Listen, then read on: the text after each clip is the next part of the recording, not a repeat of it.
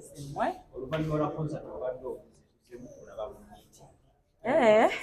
Baddewo yinga Easter shows zonna nazikubye mbaddewo limba.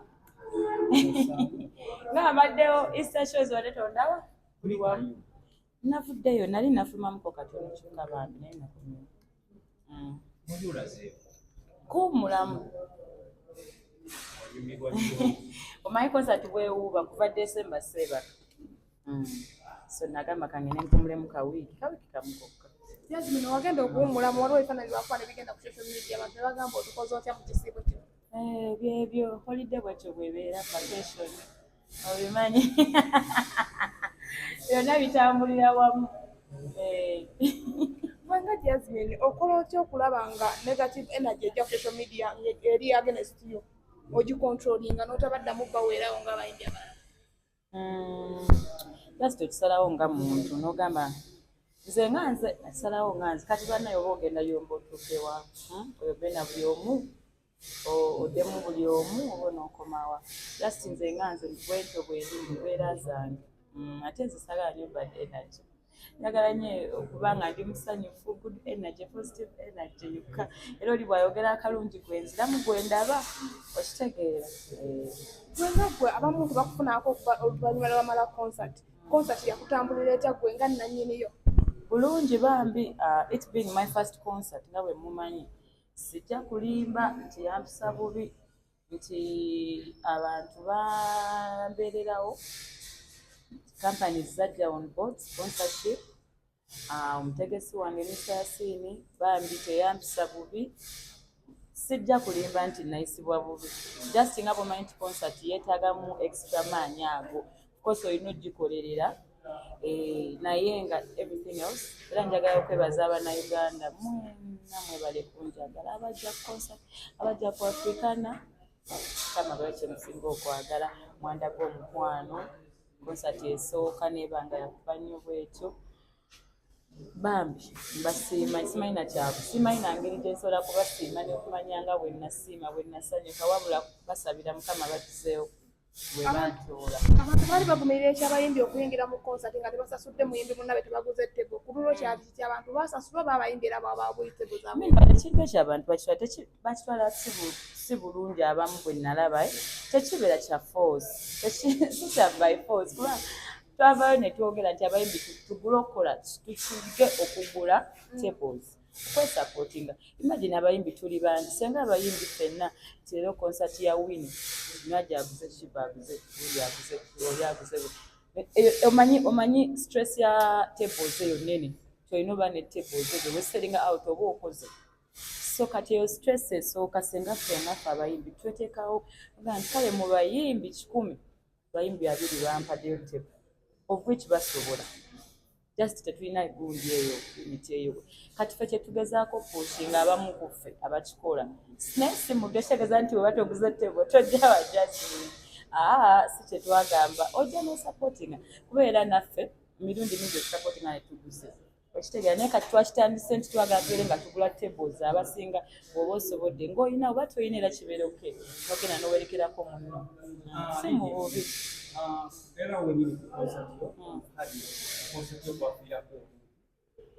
Ebyo ebintu sibimanyi. Ebyo olina kutuukirira poliisi erina bwino ne promoter wange Mr. Yasinike for more information on that. Anti nkugambye tukira poliisi ne Mr. Yasinike balina more information about that. I personally ng'omuyimbi I don't know about that. Jazmine, ani manager wo? LJ Management, nina LJ Music, nina ba manager bangi. Jasanga Kabendero sanga Azizi, osange bangi. Nina aba IT, nina aba PR. It's a whole like label. You know? What are the manager lo is about that. Simanyi nange mbira ba social media. Lego oli mutamu spice Diana. Atombuza abayimbi balala mukwano. I'm not ready to talk about that now. I'm not ready to talk about those people right now. Buze byange bya concert yange ne wano wendi zewe ekira Lydia Yebaziza Ababazi tewali yambuza Rashid ndi wano I'm not a member. I came to escort my friend Lydia Yebaziza kuba naye yamperekera ku concert yandagalaavu. So ndi wano bino ebintu bye tulina okukola ng'abayimbi okitegeera. Ebyo njagala mumbuuze. Akakiiko kano akalondeddwa olunaku olwaleero okuli mukwano gw'ozzo Lydia Yebaziza. Olowooza kayina enkyukakyuka gye bagenda okuteekawo naddala? Y'amaanyi nnyo. Abasinga mbadde sibamanyi abamu bapya. Naye manyi Fina Masanyalaze muntu mukozi nnyo. Manyi Mr. Bebekul mumumanyi. When he speaks out, he has the voice. So I think team nungi. Eri balanced. Chairman gwe babalondedde anasobola okukkiriza ensonga zammwe. Oba batuse omulonda. Maybe fe abantu tetumumanyi. Naye abamumanyi era be bangi. N'abamutaddemu obwesigwa abamulonze abatusingako. Bwe batuukidde omulonda ku bwa chairman ne baleka abalala nga bw'obalabye. Then alabika akola ki? Abantu bonna tunabawa chance. Okitegeera tosobola judginga muntu just like that. Osooka olaba omuntu kyakoze tamugwegwako nga talina kyakulira naye gundi oyo. Kyokka tumukyusa naye kati for now tunabawa ku chance tubaleke bakole emirimu gyabwe. Then we shall Walaba weeyokya wali weeyokya kiwundu kyawuna. Era nga bwe nakiteekayo bwe nakomaawo. I'm not willing to tell you, it's a long story. Tujja kusulawo. Neyokya, it was I think 3 weeks to my concert. Seyokya, banjokya. It doesn't matter right now. It didn't mattering until naona. Era bwe nali nteddeyo post nagamba bannaye mwe temwamanya no weeks 3 to the concert I got banned. But naona nenzirawo bulungi and no one could even tell that I was sick. Okitegeera. So sagikuba. Kyekisinga obukulu. Okitegeera. Zonna zaaselinga out mukwano. Obwambalo byo mubimanyi. Nze nakozesa badesigner bange bangi. Nina bangi. Nina Bass, Festival Collection. Nina Dina Vance. Nina Tazibon Solomon. Nina Ronnie. Nina Justinia. Bali bataano. Akaaka bamuyita Justinia. Era bw'omulaba ku page ye takola bintu bya bulijjo. Okay, Jazmine. Ag'omu ku bakyala abali proud ne kala yaabwe. Naye bw'otunuulira n'akasawo k'okuteeka protect nabagamba ndi ambassador wa kino era by the very soon, I'm very serious about it. Very soon mugenda naba waliwo nekyendi mu kufumba. Njagala ndaga abawala abali bambi right now. You can be beautiful when you're black. You don't have to preach.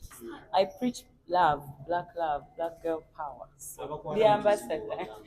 Nayo choice yaabwe. Ate mbaga. Naye njagala batanakwatamu.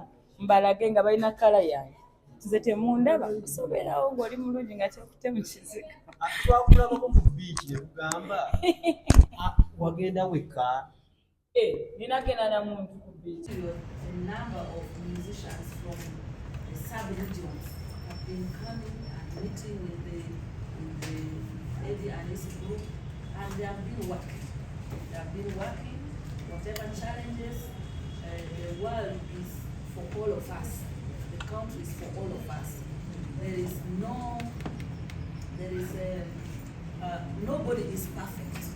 The most important thing, if we stick that we want this industry to be organized, let's unite for that. We look at the bigger picture. That's all. Every time I want to tell people that, I tell people, for me, if I'm doing something, I will not stop doing it because somebody has criticized me. I will not stop because somebody hates me. I will not stop, even if I don't agree with you on a matter, but you have the talent that I can use to achieve a bigger picture. I will forget about the small things and move to the bigger picture with that person. So I want to invite Eddie Benzo to say the last word, close us, then we can go for the picture. Thank you very much.